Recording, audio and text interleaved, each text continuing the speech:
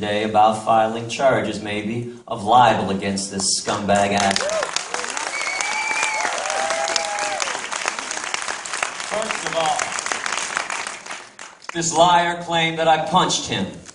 If I would have punched him, his face would be broken right now, I can guarantee you that. What happened was we got into a heated discussion. We got face to face. You know how guys can get with all that macho testosterone bullshit flowing through our veins.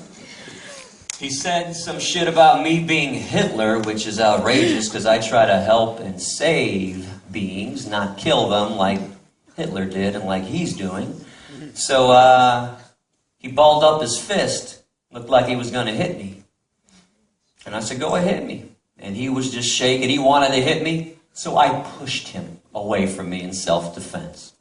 And maybe I should have walked away. Yeah, I guess that would have been the Gandhi-esque thing to do. But I want people to know I am not Gandhi, and I don't purport to be Gandhi. I am not Dr. Martin Luther King either. I pushed him in self-defense because he was going to punch me. And by the way, this incident, in my eyes, which is why you didn't see me on the news yesterday, is a non-incident. Who cares if two guys have a heated discussion and somebody pushes somebody? Oh my God, two guys in the Middle East actually had an argument with each other? Gee, I've never heard of that before. When the hell did that ever happen? And this baby actually ran to the police and filed a report against me and went on the news. Oh my God, Gary pushed me. Oh my God, Gary pushed me. And he also claimed that I threatened his family, his daughters. Let me explain something. I still don't even know what this guy's name is. He's so insignificant to me, honestly, I don't. He was so disgusting and ugly to me, I can't believe any woman on this planet actually fucked him and produced offspring. I would have never guessed that he had a family.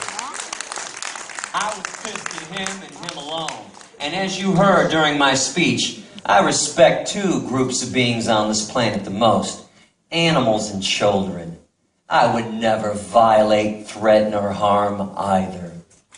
I teach children. That's what I do for the last 11 years. I've given more than 2,400 lectures in 30 states throughout America.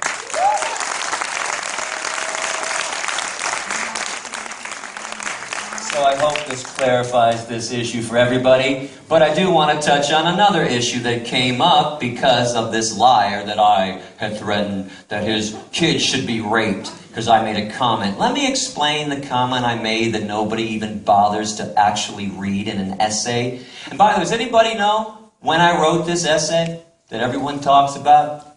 Not one person. 1997.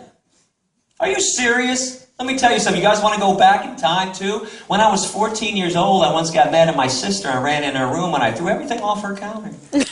Off the dresser. Yeah, when I was 12 years old, I once got into a fight with Joel Phelps down the street, this kid, and I took his ice cream cone and I threw it on the ground. And when I was 8 years old, I got really mad at my mom and dad and said, I hate you guys. I really hate you. Who cares what I said 16 years ago? But let me explain what I said. I said, sometimes I think the only way to destroy speciesism is for each uncaring human to live the life of an enslaved animal, to live the life of a monkey in a laboratory, of an elephant in the circus, of a cow on a feedlot. And deep down, I wish and hope that oppression returns to every uncaring human. And then I said, by the way, I made a long list of things that I wish for, and just so you know, my wishes aren't worse than the actual violence that humans, meat, dairy, and egg eaters, and fur wearers, and leather wearers, and vivisectionists actually commit against innocent beings. It's just a wish of mine.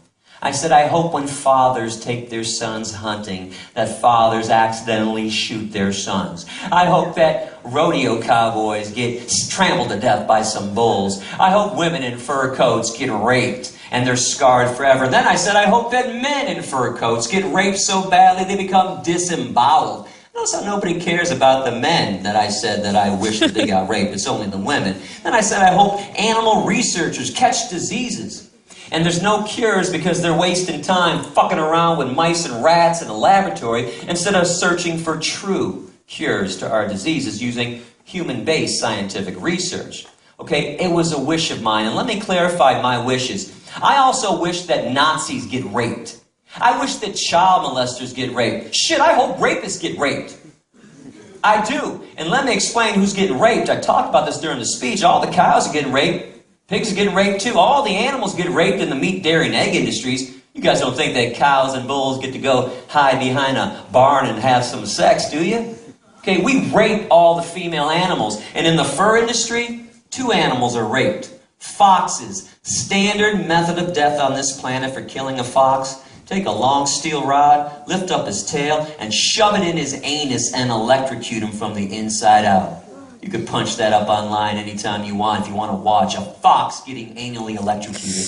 Chinchillas are vaginally electrocuted. You shove it inside their vagina and electrocute them. And people wonder why I say the things that I say. I'm supposed to have empathy for victimizers? I'm sorry, I want to explain this too. I only have empathy for victims. That is it. The world has too many victims. I no longer am concerned about victimizers. Now, as I say this, I spend all my time talking to victimizers. I give lectures to meat, dairy, and egg eaters. I want to awaken people. But don't ask me to have empathy for somebody who tortures and murders my family members. That would be as evil and as stupid as asking a Holocaust survivor